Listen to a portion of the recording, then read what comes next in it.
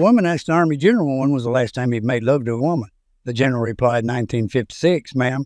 The woman, in disbelief, said 1956. That long. Come with me and let me make your night better. The woman in general went back to her apartment and made passionate love for over an hour. Afterwards, the woman cuddled up to the general and said, well, you sure haven't forgotten anything since 1956. The general looked at her confused and replied, I sure hope not. It's only 21:30 now. 3 hookers are sitting in a bar. It's a quiet Tuesday evening. And to kill time waiting for customers, they're chatting about their experience. The brunette goes first. I can fit a 12 here and still have room for a finger or two, she proudly claims. That head's cost, that's nothing. I take 2 at a time that size in all 3 holes. The 2 turn to the blonde sitting at the far end, waiting to hear how she's going to top that. But she keeps silent and instead just starts slowly sliding down the bar stool. Here's a guy with a 25-inch tool and is always wanting to get closer to the girls he is having lovemaking with. One day he comes upon a witch and he tells her about his problem. She tells him about a frog who can make his weapon smaller. All he had to do is make the frog say no, and his weapon would shrink 5 inches. So he goes to find the frog and asks the frog to marry him. The frog says no, and his tool get down to 20 inches. He decides he wants to be closer, so he asks the frog to marry him again. And again, the frog said no, and another 5 inches are gone. He decides he wants to be even closer, so he asks the frog one more time to marry him. The frog said, how many times do I have to tell you?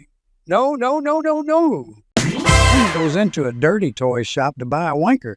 She sees one behind the counter and tells the salesman, I want that one. He replies, it's not for sale. The woman says, please, I want that one.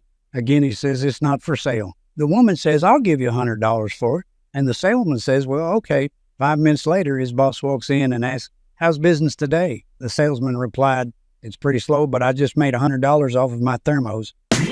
One day, a blonde came home from school and came to her mother and said, hey, Mommy, today in school we learned to count. The other kids could only count to 3, but I can count to 10. 1, 2, 3, 4, 5, 6, 7, 8, 9, 10. The mother responds, very good, honey. The blonde asks, is that because I'm a blonde mommy? And the mother responds, yes, dear. Next day, the blonde came home and went to her mother and said, today in school we learned our ABCs. The other kids could only get to D, but I can get to K, a B, C, D, E, F, G, I, H, I, K. The mother says, very good, honey. The blonde then asked, is that because I'm a blonde mommy? The mother responds, yes, dear. The third day, the blonde come home from school and said to her mother, Mommy, today in school we went swimming, but I was the only one who had melons. Is that because I'm a blonde mommy? And the mother responds, no, honey, it's because you're 25. 2 accountants were in a bank when a gang of armed robbers burst in. While some of the robbers snatched bundles of cash from the tellers, others lined the customers up against the wall and relieved them of their wallets, watches, and other valuables. As the robbers moved down the line, one accountant pressed something into the hand of the other accountant. What's this? Said the second accountant without looking down. His colleague replies, it's that $100 I owe you. Plane bound for New York, the flight attendant approached a blonde sitting in the first class section and requested that she move to coach since she did not have a first class ticket. The blonde replied, I'm blonde, I'm beautiful, I'm going to New York, and I'm not moving. Not wanting to argue with the customer, the flight attendant asked the co-pilot to speak with her. He went to talk with the woman, asking her to please move out of the first class section. Again, the blonde replied, I'm blonde, I'm beautiful, I'm going to New York, and I'm not moving. The co-pilot returned to the cockpit and asked the captain what he should do. The captain said, I'm married to a blonde, and I know how to handle this. He went to the first class section and whispered in the blonde's ear. She immediately jumped up and ran to the coach section, mumbling to herself, why didn't anyone just say so? Surprised, the flight attendant and the co-pilot asked what he said to her that finally convinced her to move from her seat. The pilot replied, I told her the first class section wouldn't go to New York. Lady came in for a routine physical at the doctor's office. Here, said the nurse, handing her a urine specimen container. Like, bathroom is over there on your right. The doctor will be with you in a few minutes. A few minutes later, the lady came out of the bathroom with an empty container and a relieved look on her face. She replies, thanks, but they had a toilet in there. So I didn't need this after all. Mark was passing by the bar on the way home from work when he sees his good friend Tom gulping down one shot after another. Fearing the worst, Mark charged into the bar and confronted Tom. Tom, what's going on? Mark asked. It's my wife, Tom replied. She ran off with my best friend. Hey, wait a second, said Mark. Aren't I your best friend? Not anymore, Tom said with a happy smile. He is. A drunk man walks out of a bar and sees an ambulance speeding down the street with its sirens blaring. The drunk man dashes after the ambulance at full speed, finally collapsing on the floor 2 blocks later. Man then looks at the ambulance speeding away and screams on the top of his lungs, "I don't care. Keep your stupid ice cream." Little Bob went with his mom to church every Sunday. One morning in the middle of the service, Bob complained that he was feeling a bit queasy and was afraid he was going to puke. "No problem, dear," whispered his mom in his ear. "Just head on over to the bathroom on the other side of the church and take care of it there." 30 seconds later, Bob came back. "Did you go to the bathroom?" questioned his mom. "No need," responded Bob. "Right outside the door was a big box with a sign next to it for the sick, so I just did it in there." Bill's second anniversary was coming up, and if there was one thing that got his wife Susie upset, it was not getting a thoughtful gift on a special occasion. Bill quizzed all his friends, co-workers, clients, and anyone he happened to bump into as to what would be a good anniversary present. He finally settled on a huge bouquet of flowers, not willing to trust himself to pick out the right flowers. Bill called up a local flower shop with strict instructions to deliver the biggest, most beautiful bouquet of flowers first thing in the morning with the following note: "Happy anniversary year number 2.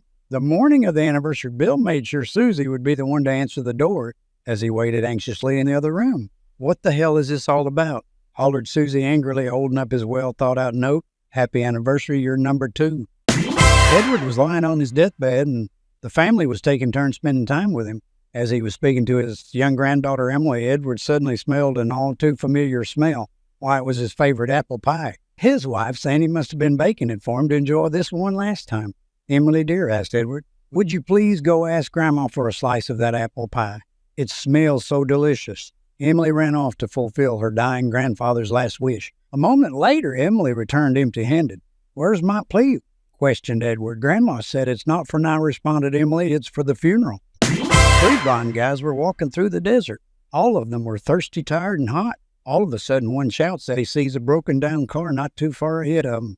All 3 men race to the car, and the first guy pops the hood and grabs the radiator. "Whenever I get thirsty," he tells the other 2, "I'll just take a sip from this." The second man runs and pulls a seat from the front and proudly declares, "Whenever I get too tired, I'll just throw this on the ground and sit on it." With some effort, the third guy pulls the car's door right off and begins to carry it with him. The other 2 guys, confused, asked him, "What are you going to do with that?" The third guy replies, "If I get too hot, I'll just roll down the window." How a woman marries an American man, but she cannot speak English, and he almost cannot speak Thai. Somehow they make arrangement. She will join English speaking class, which is known for being highly effective for Thai people. The very next day, the Thai wife is sitting at home after her first class. The American husband walks in, and suddenly his wife says without an accent, "Hi, darling, welcome home." Shocked, the man exclaimed, "Hi, sweetheart. Oh, that's a miracle. I am really glad you can now speak English. I did not expect you would learn it so fast." She replies, "Yes, I am really happy too. How was your day, darling?" The man, "Well, I am really tired." The woman replies, "Okay, rest in peace." The blond man entered the emergency room with his 2 ears burned. "What happened?" asked the doctor. Well, the man explained, "My wife was pressed clothing behind my chair while I was watching TV. She put down the iron next to the phone, and when the phone rang, I answered the iron." "Wow, that is terrible," responded the doctor. And what happened to your other ear?" Well, the blonde guy responded right afterwards. The phone rang again.